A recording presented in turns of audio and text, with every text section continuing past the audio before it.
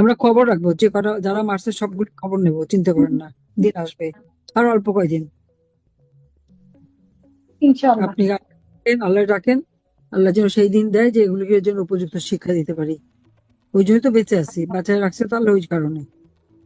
হ্যাঁ, ধৈর্য ধরেন একটু, হ্যাঁ, আর দোয়া করেন। হ্যাঁ, আপনার কথা, আপনার আশা সবাই চাইয়ে আছে। দেশের 100% মানুষের ভিতরে 80% মানুষ আপনার দিকে তাকাই আছে। ইনশাল্লাহ আমরা আশাবাদী যে আপনি অবশ্যই ডিসেম্বরে আসবেন। আমি ইনশাল্লাহ আসবো। আমিও মানুষদের ছাড়া তো থাকতে পারি না, বাপ মা ভাই বোন হারায় তো এই মানুষদের কাছেই ছিলাম, মানুষদের কাছেই চলে আসছিলাম ছুটে। আজকে তাদের এত কষ্ট সহ্য হয় না। আমার পাসপোর্ট মানে টাসপোর্ট সব বন্ধ, তবুও আমি আসবো জি, ইনশাল্লাহ। মানে আমরা চাই আপনি তাড়াতাড়ি এ দেশে আসেন, এবং কি আপনি নিজের হাতে ওদেরকে শাস্তি দিবেন। আপনার ইনশাল্লাহ ওদেরকে দেবো। যারা যারা নির্যাতিত হয়েছে, আপনি সবাই সবাই মারফত নির্যাতিত হয়েছে, ওদেরকে চিহ্নিত করা আছে, তাদের নাম ঠিকানা লেখা আছে, এমনকি বাড়ির আশেপাশে আছে। আমাদের গুলো তো একদম আমাদের বাড়ি থেকে আমরা রাস্তা দিয়ে ওদের ভয়ে থাকতে পারতেছি না। আমার ভাতিজা আমার বাসায় সব থাকতেছে, তালিকা রাখতেছি আমার গো, মা আমার সব বাসায়। তালিকা। চিন্তা করো না মা, আমি সব তালিকা রাখতেছি। আর সারা প্রত্যেক জায়গায় যায় যা ঘটনা জি, ঘটে সব তালিকা, সব ইচ্ছা আমি যেই বলছি আমি আসবো, এখন তারা কিভাবে বাধা দেবে সেই তালে আছে। আবার আমাকে কোনো বাধা কি অতিক্রম করিয়েন না। আইনগত হবে 18 নাকি মানে আমারও তো ডিসেম্বরের বাধা বাধা অতিক্রম আপনি করে আসার আসবো। জন্য ওইখানে 2 4 10 10 কোটি মানুষ ওই ইয়াতে থাকবে, এয়ারপোর্টে থাকবে ইনশাল্লাহ। ইনশাল্লাহ। 10 কোটি মানুষের পরে এয়ারপোর্টে থাকবে আপনাকে রিসিভ করার জন্য। ইনশাল্লাহ, ইনশাল্লাহ। জি, ভালো ইনশাল্লাহ। জয় বাংলা। Thank you. জয় বাংলা, জয়। জয় বাংলা। জয় বাংলা, জয় বাংলা। জয় বঙ্গবন্ধু। জয় বঙ্গবন্ধু। Thank you. আসসালামু আলাইকুম মাননীয় নেত্রী।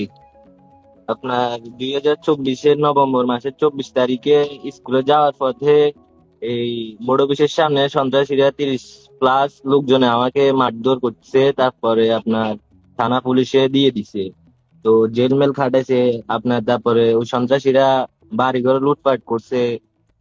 আর এই আমার 2 বছরের ক্যারিয়ার নষ্ট করে দিছে, স্কুল বন্ধ অফ হয়ে গেছে। তবে এখনো বাড়িতে যাইতে পারি না সন্ত্রাসীদের জন্য।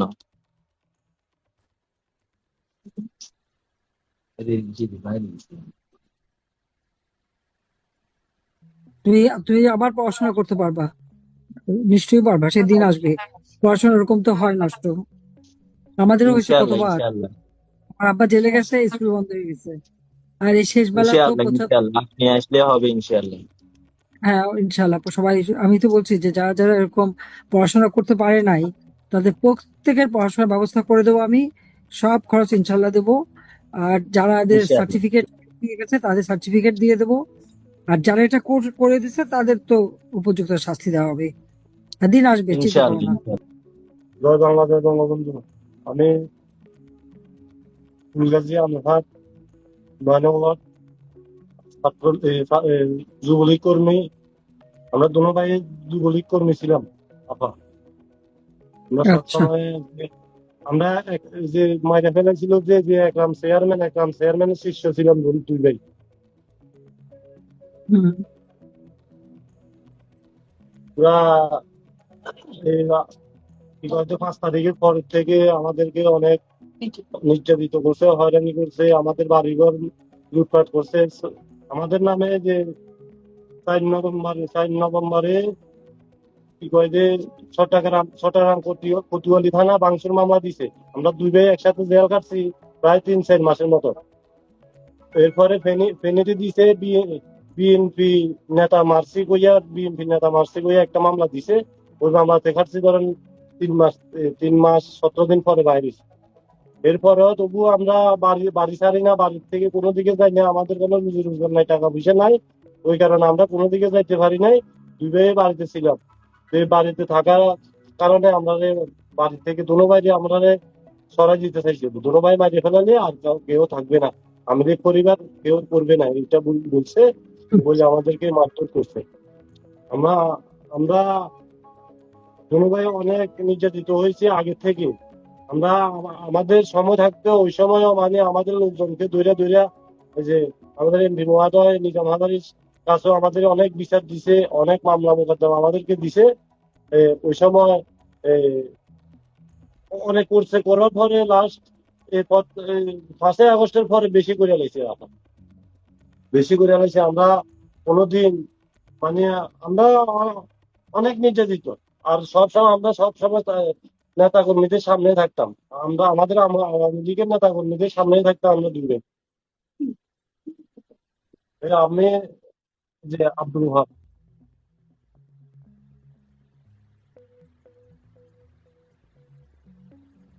ধৈর্য ধরো, দিন আসবে। আর যারা এভাবে বাড়ছে তাদের কথা ভুলে যেও না। না, বুঝতাম না এগুলা। আমরা ধৈর্য ধরছি, আল্লাহ সুদিন দিবে। আমি সবসময় ফেসবুকে সবার সাথে যোগাযোগ আছে, ইনশাল্লাহ হুম। আপনি আসবেন, আপনি আপনি এইসব বিচার করবেন ইনশাল্লাহ, এটাই আমরা কামনা করি। আসসালামু আলাইকুম মাননীয় নেত্রী, আপনি কেমন আছেন? আছি, আল্লাহ যেমন রাখছে ভালো আছে। আলহামদুলিল্লাহ, আপনার সুস্থতা কামনা করি। মাননীয় নেত্রী, আমাদের দেশের মানুষ ভালো নাই আপনাকে ছাড়া। আমাদের দেশে এখন গ্যাসের সংকট, কারেন্টের সংকট। আগে যদি 2 ঘন্টা 3 ঘন্টা যদিও কারেন্ট বন্ধ থাকতো, গ্যাস বন্ধ থাকতো, তাহলে আগে মাইকে বলে দিত। কিন্তু এখন 7 দিন 8 দিনও মানুষ গ্যাস পাইতেছে না, কারেন্টও পাইতেছে না।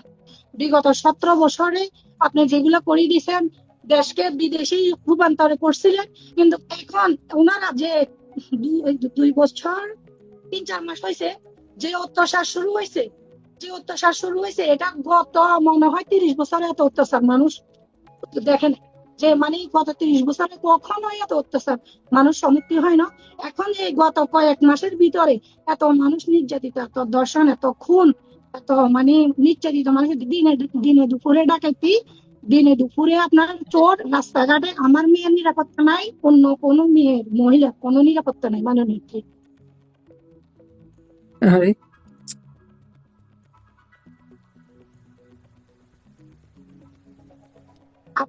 আপনার আশা সবাই চাইয়ে আছে। দেশের 100% মানুষের ভিতরে 80% মানুষ আপনার দিকে তাকাই আছে। ইনশাল্লাহ আমরা আশাবাদী যে আপনি অবশ্যই ডিসেম্বরে আসবেন। আমি ইনশাল্লাহ আসবো। আমিও মানুষদের ছাড়া তো থাকতে পারি না। বাপ মা ভাই বোন হারায় তো এই মানুষদের কাছেই ছিলাম, মানুষদের কাছেই চলে আসছিলাম ছুটে। আজকে তাদের এত কষ্ট সহ্য হয় না। আমার পাসপোর্ট টাসপোর্ট সব বন্ধ, তবু আমি আসবো জি, ইনশাল্লাহ। আমরা চাই আপনি তাড়াতাড়ি এ দেশে আসেন এবং কি আপনি নিজের হাতে ওদেরকে শাস্তি দিবেন। আপনার ইনশাল্লাহ ওদেরকে দেবো। যারা যারা নির্যাতিত হয়েছে, আপনি সবাই মারফত নির্যাতিত হয়েছে, ওদেরকে চিহ্নিত করা আছে, তাদের নাম ঠিকানা লেখা আছে, এমনকি বাড়ির আশেপাশে আছে। আমাদের গুলো তো একদম আমাদের বাড়ি থেকে আমরা রাস্তা দিয়ে ওদের ভয়ে থাকতে পারতেছি না। আমার ভাতিজা আমার বাসায় সব থাকতেছে, তালিকা রাখতেছি আমার গো, মা আমার সব বাসায়। তালিকা, চিন্তা করো না মা, আমি সব তালিকা রাখতেছি।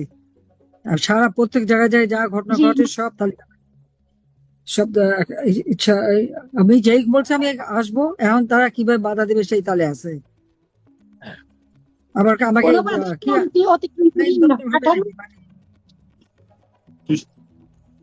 ডিসেম্বরে তোলার জন্য নাস্তা বাধা অতিক্রম আপনি করে আসার জন্য ওইখানে 2 4 10 কোটি মানুষ ওই ইয়াতে থাকবে, এয়ারপোর্টে থাকবে ইনশাল্লাহ। ইনশাল্লাহ 10 কোটি মানুষের পরে এয়ারপোর্টে থাকবে আপনাকে রিসিভ করার জন্য। ইনশাল্লাহ ইনশাল্লাহ। জি, ধন্যবাদ। ইনশাল্লাহ। জয় বাংলা। Thank you. জয় বাংলা, জয়। জয় বাংলা। জয় বাংলা, জয় বাংলা। জয় বঙ্গবন্ধু। Thank you. মাননীয় মাননীয় নেত্রী, আসসালামু আলাইকুম। ওয়ালাইকুম আসসালাম। মুজিব এনেছে বল। জাতির জনক জাতির পিতা বঙ্গবন্ধু শেখ মুজিব এনেছে স্বাধীনতা। মাদার অফ হিউম্যানিটি, মানবতার মা জননেত্রী শেখ হাসিনা উন্নয়ন দিয়ে সাজিয়েছেন দেশ।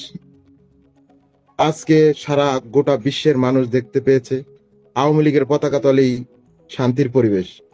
প্রিয় নেত্রী, গত 5 আগস্ট মেটিকুলাস ডিজাইনের মাধ্যমে একটি সাজানো গুছানো দেশ ধ্বংসকারীরা যখন আপনাকে দেশ ত্যাগ করতে বাধ্য করেছে, ঠিক সেদিন 5 আগস্ট বিকাল 5টায় বাড়ি ছাড়া হয়েছি। এর মধ্যে আর 2 বছর মায়ের মুখ দেখিনি। বাড়িতে তো যাওয়ার দূরের কথা, অসংখ্য মামলা খালি খালি। 15 বছর 7 মাস আমাদের সরকার ক্ষমতা ছিল। বাংলাদেশের আনাচে কানাচে এমন কোনো জায়গা নেই যে আমার নেত্রী, আমার সরকার উন্নয়ন করেনি। বিএনপি আমাদের কাঁধে কাঁধ রেখে, হাতে হাত রেখে ব্যবসা বাণিজ্য চলাফেরা স্বাভাবিকভাবে জীবনযাপন, বরং বিলাসী জীবনযাপন করেছেন, ব্যবসা বাণিজ্য করেছেন, বহাল তবিয়ত সব করেছেন। কোনোদিন তাদেরকে আমরা তুই শালা বা মানে একটা খারাপ কটু কথাও বলিনি। হুম, এর এইভাবে আমাদের সরকার সফলতার সাথে দীর্ঘ সময় রাষ্ট্র ক্ষমতায় ছিলেন।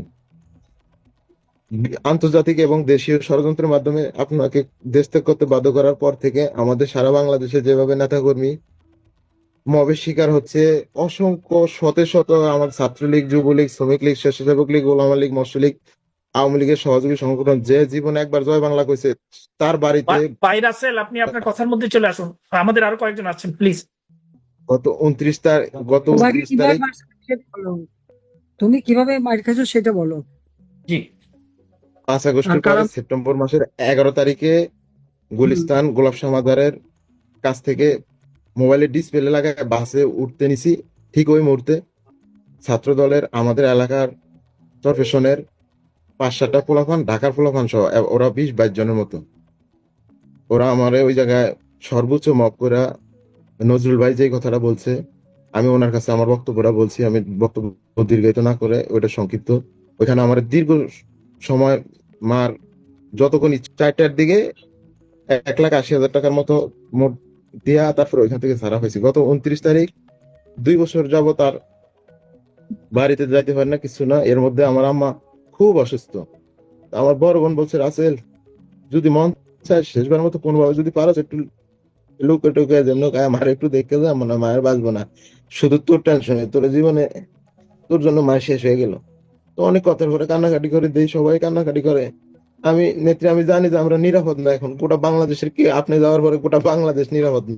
নেত্রী, আপনি জানেন আমাদের যাতায়াত ব্যবস্থা, ভোলা তো বদ্বীপ শুধুমাত্র লঞ্চ জানি স্যার, আপনি একটা উদ্যোগ নিচ্ছিলেন ভোলা বরিশাল সেতু করবেন, এর মধ্যে তো যা হয়েছে, এই আমাদের লঞ্চ জানি ছাড়া কোনো জার্নি নাই। পরে ভাবলাম যে যদি চর বেতুয়া দিয়ে যায় তাইলে হয়তো মবের শিকারীদের সদরঘাটে বাস দেওয়া যায়। নতুবা বাস স্ট্যান্ড নামছি, বাস স্ট্যান্ড নামার পরে 10-15 মিনিটের মতো চা খেয়েছি। আমার এলাকার 2টা ছেলে প্রথমে এসে আমার হিসাব করে বললো, ভাই আপনি রাসেল মেম্বার না? আমি না আমাদের মেম্বার প্যানেল চেয়ারম্যান ছিলেন, আপনি তো জাকব ভাইয়ের জন্য, আমার নেতা আব্দুল ইসলাম জাকব নেত্রী, আপনি জানেন হয়তো, উনি কারাবরণ করতেছেন দীর্ঘ সময় যাবত, আজকে প্রায় 18-20 মাসের মতো জেলে আছেন, সাবেক পরিবেশ বন উপমন্ত্রী।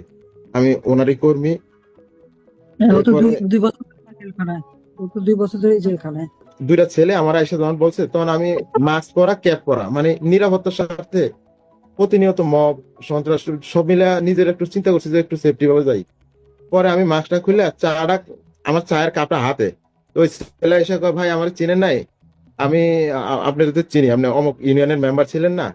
আমি নেত্রী, আমি খুব কম বয়সে জনপ্রতিনিধি নির্বাচিত হয়েছি, যে আমি প্যানেল চেয়ারম্যান হুম, ছিলাম, মেম্বার ছিলাম আমি নদী ইউনিয়নের, এবং সাবেক ছাত্রলীগ করতাম, পরবর্তী শ্রমিক লীগ করতাম। তো পরে আমি ভয়তে বলছি, এখন আনিজি করি, কই ভাই আপনি যারে ভাবছেন হয়তো আমি উনি না। এরপরে ও বললো যে, আরে ভাই মানে মিথ্যা আশ্রয় নেওয়ার দরকার নেই, সমস্যা নেই, ভয় পায় না, কোনো সমস্যা নেই।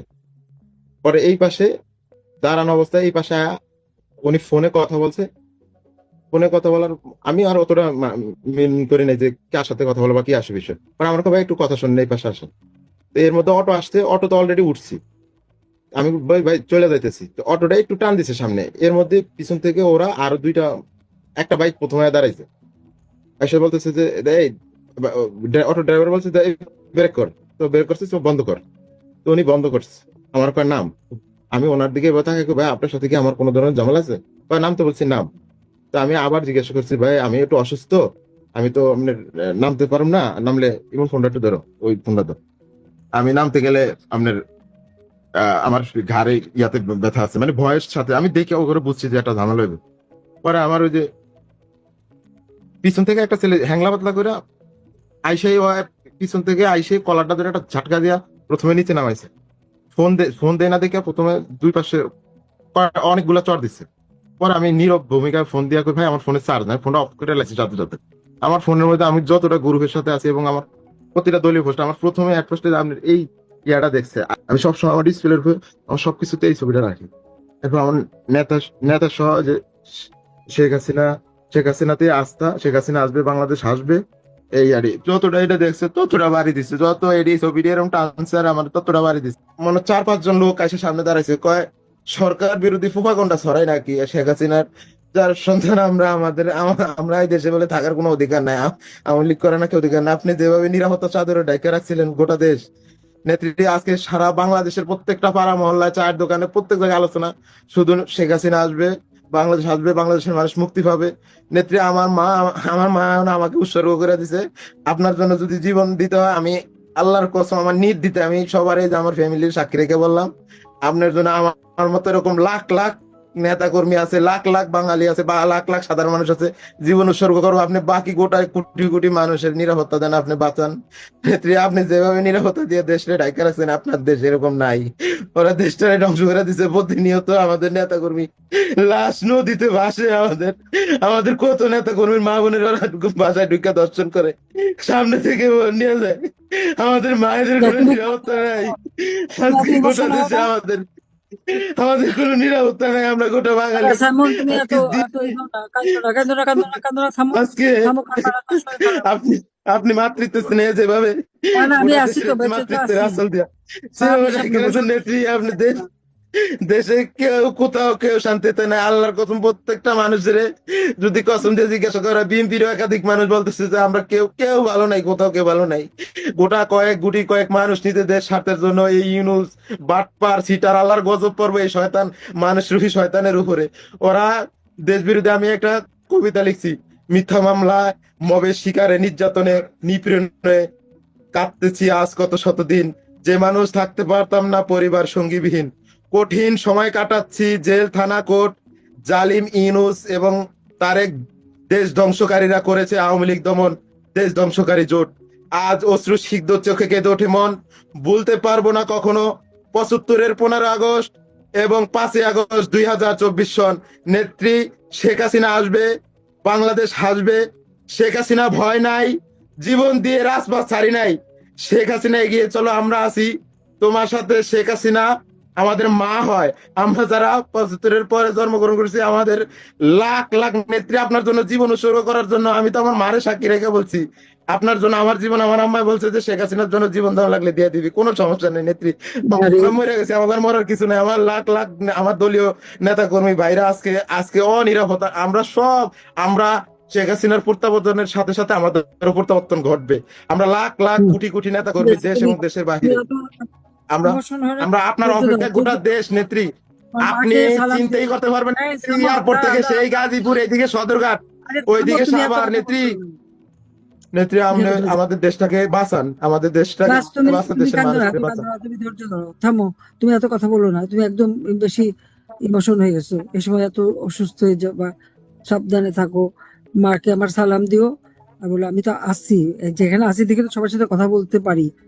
দেশে থাকলে তো তোকে হয়তো হয়তো মেরেই ফেলতাম, হয়তো জেলে থাকতাম, কথা বলার সুযোগ পেতাম না। যাক, সবই আল্লাহর ইচ্ছা। আবার আল্লাহর ইচ্ছা আমরা আবার ন্যায় আর সত্য প্রতিষ্ঠা করব, ঠিক আছে? জি, আসসালামু আলাইকুম। জি বলুন। ওয়ালাইকুম আসসালাম। আপা ভালো আছেন? হ্যাঁ, ভালো আছি। আপা, আমি এমাদুল মিরা বরগুনা জেলার সদর উপজেলার 2 নং গরিচানা ইউনিয়ন যুবলীগের সাধারণ সম্পাদক। আমি 5ই আগস্ট থেকে মাঠে ছিলাম। আপনি যখন ইউটিউবে দেখতে পেয়েছি ষড়যন্ত্রকারীরা আপনাকে যেভাবে দেশ থেকে ত্যাগ করা হয়েছে, তখন আমি ছিলাম, আসি থাকবো। আপনার একটা ছবি দিয়ে আমি ফেসবুকে আপলোড করেছি। সেই ছবিটা দেখে আমার বাড়ির সামনে এলাকার কিছু বিএনপি নেতা কর্মীরা, ফেসিস্ট, দোসর, বিভিন্নভাবে যা মুখে আসছে গালিগালাজ করেছে 5 তারিখে। তারপর এলাকার অনেক মানুষ কইরা তাদের সরিয়ে দিয়েছে। সেই থেকে আমার উপরে অনেক তাদের একটা টার্গেট ছিল। ঠিক 29শে আগস্টের পরে তারপরে আমরা উপজেলা আওয়ামী লীগের সাধারণ সম্পাদক শাহ মোহাম্মদ অলি তার নেতৃত্বে যে বঙ্গবন্ধুর মুরাল ভাঙ্গা হয়েছে, শেখ রাসেল চত্বরে আমরা ওপেনে, বাজারের ভিতরে শেখ রাসেল চত্বরে আমরা প্রতিবাদ করেছি। তারপরে 9ই আগস্ট আমরা জেলা আওয়ামী লীগের বড় মিছিল দিয়েছি, মহড়া দিয়েছি। 15ই আগস্ট জাতীয় শোক দিবস পালন করেছে। এসব দেখে আমার উপরে অনেকই অ্যালার্জি এবং টার্গেট ছিল। তারপরে আমার এলাকায় 29শে সেপ্টেম্বর আমার স্ট্যান্ডে আমি বসা ছিলাম, সুজর খেয়াঘাট নামক স্ট্যান্ড আমার এলাকায়, পিছন থেকে আমাকে অ্যাটাক করেছে। অ্যাটাক করার পরে এটা সাধারণ ক্ষত, এই যে ঘাড়ে, মানুষের জন্য আমাকে মারতে পারে নাই।